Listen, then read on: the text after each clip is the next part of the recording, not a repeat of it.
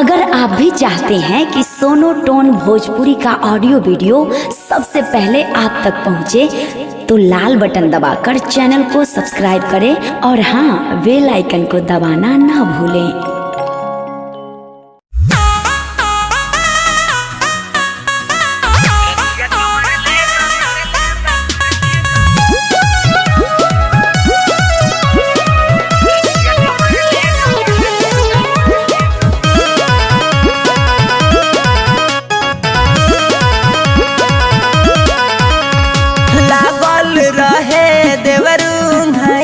चर चर करे लागल हमर पलाई, रे माई लागल रहे देवरू भाई, चर चर करे लागल रतिया पलाई। सैया से कहने की सुता न हट के, एही से मरले बापियावा पटके, एही से मरले बापियावा पटके, रतिया को मरले बापियावा पटके, देवरू मरले बाबा तारा पटके।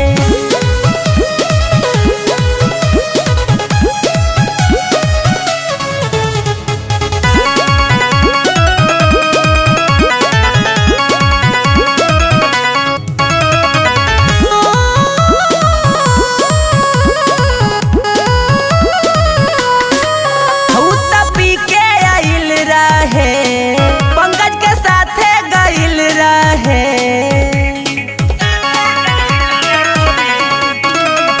पी के आइल रहे, साथे पंकज गइल रहे।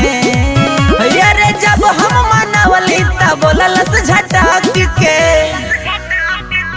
एही से मारले बापियावा पटके, हमारा के मारले बापियावा पटके, बोले के मारले बामुना पटके, देवरू मारले बापियावा पटके।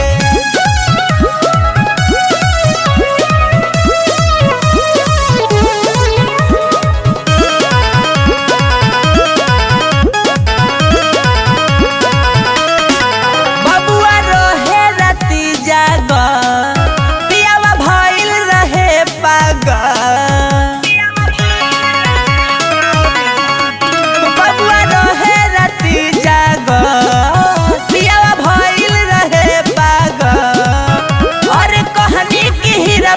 होई न सट के, एही से मरले बापियावा पटके, देवरू मरले बापियावा पटके, एही से मरले बापियावा पटके, देवरू मरले बाबा तारा पटके।